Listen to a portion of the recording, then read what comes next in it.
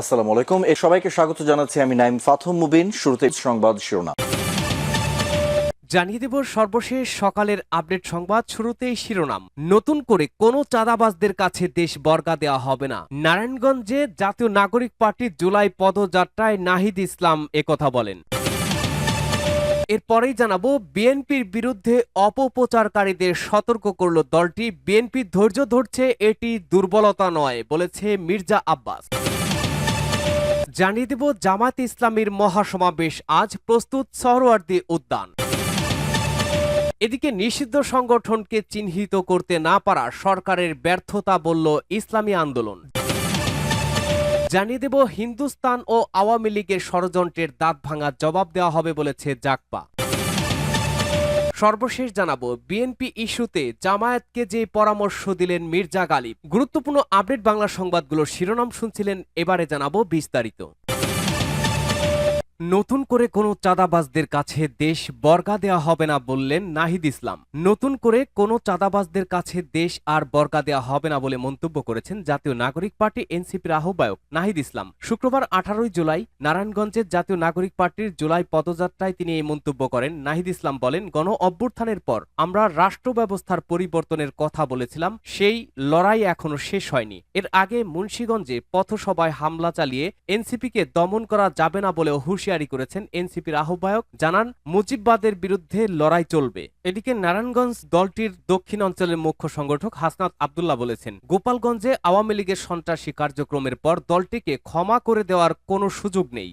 BNP ধৈর্য ধরছে, এটি দুর্বলতা না বললেন মির্জা আব্বাস। বিএনপির বিরুদ্ধে অপপ্রচারকারীদের সতর্ক করে দলটির স্থায়ী কমিটির সদস্য মির্জা আব্বাস বলেছেন, এমন কোনো কথা বলবেন না যাতে মানুষের রক্তে আগুন ধরে যায়। রাজধানীতে এক মৌন মিছিলে বিএনপির অন্য নেতারা বলেন, তারেক রহমানকে নিয়ে কুরুচিপূর্ণ কথা বলার পরও বিএনপি ধৈর্য ধরছে, এটি দুর্বলতা নয়। শুক্রবার 18 জুলাই গণ অভ্যুত্থানে শহীদদের স্মরণে রাজধানীতে দোয়া ও মৌন মিছিলের আয়োজন করে ঢাকা মহানগর দক্ষিণ বিএনপি। এ সময় নেতৃবৃন্দ উক্ত মন্তব্য করেন। নয়াপল্টনে বিএনপির কেন্দ্রীয় কার্যালয়ের সামনে থেকে এই মিছিল শুরু হয়। নাইটেঙ্গেল মোড়, কাকরাইল মোড় হয়ে শান্তিনগরের দিকে এগিয়ে যান নেতাকর্মীরা। মৌন মিছিল, কোনো স্লোগান দেননি বিএনপির নেতাকর্মীরা। বিএনপির নেতারা বলেন, 24-এর গণ অভ্যুত্থানে মিত্রদের মধ্যে কোনো বিভেদ চায় না বিএনপি। এজন্য তারেক রহমানের নির্দেশে সর্বোচ্চ ধৈর্য সহকারে পরিস্থিতি মোকাবেলা করছেন তারা। বিএনপি বড় দল হিসাবে দায়িত্বশীল আচরণকে কেউ যেন দুর্বলতা মনে না করেন, সেই আহ্বান জানান দলের নেতারা। মৌন মিছিল শুরুর আগে নয়াপল্টনের কেন্দ্রীয় কার্যালয়ের সামনে সংক্ষিপ্ত সমাবেশে বিএনপির স্থায়ী কমিটির সদস্য মির্জা আব্বাস বলেন, বিএনপির সঙ্গে পায়ে পা দিয়ে ঝামেলা করতে চাচ্ছে কোনো দল, কিন্তু বিএনপি কোনো উস্কানিতে পা দেবে না, এসব উস্কানি পাত্তাও দেবে না। ঢাকা মহানগর দক্ষিণ বিএনপির এই মৌন মিছিল কর্মসূচি শান্তিনগর মালিবাগ হয়ে খিলগাঁও এলাকায় গিয়ে শেষ হয়।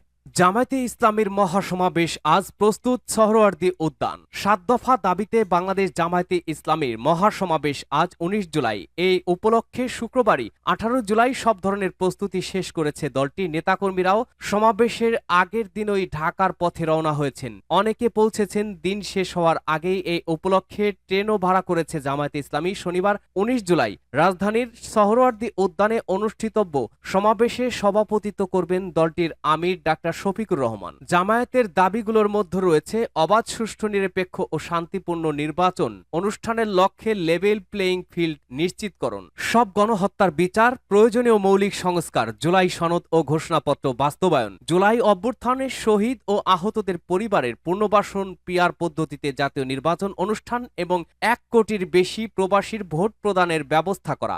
সমাবেশে ফ্যাসিবাদ বিরোধী আন্দোলনে যেসব দল অংশ নিয়েছে, যেমন বিএনপি, ইসলামী আন্দোলন, খেলাফত আন্দোলন, এনসিপি সহ সব দলের শীর্ষ নেতাকে আনুষ্ঠানিকভাবে আমন্ত্রণ জানানো হয়েছে। জামায়াত ইসলামীর সেক্রেটারি জেনারেল অধ্যাপক মিয়া গোলাম পরোয়ার বলেন, আমাদের জাতীয় সমাবেশ কেন্দ্র করে রাজধানীতে সম্ভাব্য যানজট ও জনদুর্ভোগের জন্য আমরা আগাম দুঃখ প্রকাশ করছি। এ সমাবেশে লাখ লাখ মানুষ রাজধানীতে প্রবেশ করবেন, যার ফলে সাময়িক দুর্ভোগ সৃষ্টি হতে পারে, তবে সে দুর্ভোগে যেন যতটা সম্ভব সীমিত রাখা যায় সেজন্য দলের পক্ষ থেকে নানান প্রস্তুতিও নেওয়া হয়েছে। নিষিদ্ধ সংগঠনকে চিহ্নিত করতে না পারা সরকারের ব্যর্থতা বলেছে ইসলামী আন্দোলন বাংলাদেশ। গোপালগঞ্জে এনসিপির গাড়িবহরে হামলার প্রতিবাদ ও ঢাকায় জাতিসংঘের মানবাধিকার অফিস খোলার অনুমতি বাতিল সহ বিভিন্ন দাবিতে বিক্ষোভ করেছে ইসলামী আন্দোলন বাংলাদেশ। শুক্রবার 18 জুলাই দুপুরে জুম্মার নামাজ শেষে বাইতুল মোকাররমের উত্তর গেটে এই বিক্ষোভ সমাবেশ অনুষ্ঠিত হয়। বক্তারা বলেন, ফ্যাসিস্ট আওয়ামী লীগকে শুধু গোপালগঞ্জ থেকে নয়, পুরো বাংলাদেশ থেকে নিশ্চিহ্ন করতে হবে।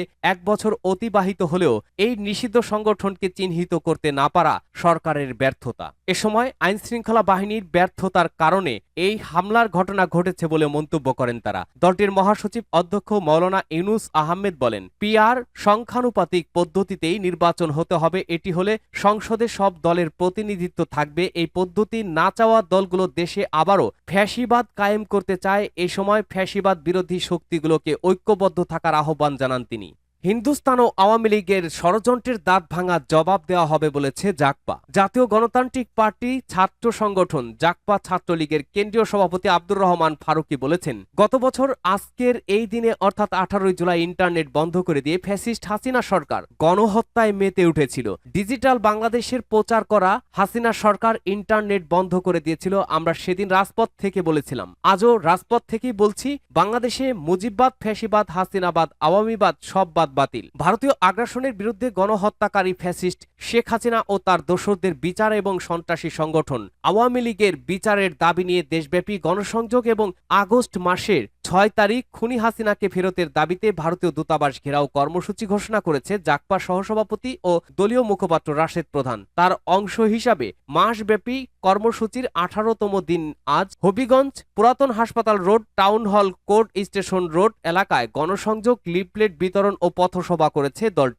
সোহরাওয়ার্দীতে সমাবেশ, বিএনপি ইস্যুতে জামায়াতকে যে পরামর্শ দিলেন মির্জা গালিব। সোহরাওয়ার্দী উদ্যানে আজ শনিবার জাতীয় সমাবেশ করতে যাচ্ছে বাংলাদেশ জামায়াতে ইসলামী। ইতিমধ্যে এই সমাবেশ সফল করতে ব্যাপক প্রস্তুতি নিয়েছে দলটি। জামায়াতের পক্ষ থেকে বলা হয়েছে, এই সমাবেশ থেকে পিআর পদ্ধতি বা সংখ্যানুপাতিক হারে সংসদ নির্বাচন, জুলাই গণহত্যার দৃশ্যমান বিচার ও লেভেল প্লেইং ফিল্ড নিশ্চিত সহ 7 দফা দাবি জনগণের কাছে পৌঁছে দিতে চায় তারা। জামায়াতের সমাবেশকে কেন্দ্র করে ইসলামী ছাত্র শিবির ঢাকা বিশ্ববিদ্যালয় শাখার সাবেক সভাপতি ও যুক্তরাষ্ট্রের হাওয়ার্ড বিশ্ববিদ্যালয়ের সহকারী অধ্যাপক ডক্টর মির্জা গালিব দলটিকে 3 পরামর্শ দিয়েছেন। শুক্রবার রাতে নিজের ভেরিফাইড ফেসবুক পোস্টে তিনি এই পরামর্শ দেন। পোস্টে মির্জা গালিব লেখেন, কালকে ঢাকায় জামায়াতের মহাসমাবেশ। ঢাকা বিশ্ববিদ্যালয় ক্যাম্পাস সহ ঢাকা শহরের অনেক জায়গায় জামায়াতের ব্যানার দেখলাম। এমন একটা সুন্দর আর নিরাপদ রাজনৈতিক পরিবেশ অনেকদিন পায় নাই জামায়াত। তিনি আরো লেখেন, এই নতুন রাজনৈতিক পরিবেশে বড় রাজনৈতিক দল হয়ে ওঠার অহংকারের পরিবর্তে জামায়াতের উচিত জাতীয় ঐক্যকে অধিক গুরুত্ব দেওয়া, বিএনপি সহ অন্য সব রাজনৈতিক দলগুলোর সঙ্গে পারস্পরিক শ্রদ্ধার সম্পর্ক বজায় রাখা আর জনগণের প্রতি নাগরিক অধিকারের স্পেস রক্ষা করার কমিটমেন্ট স্পষ্ট করা।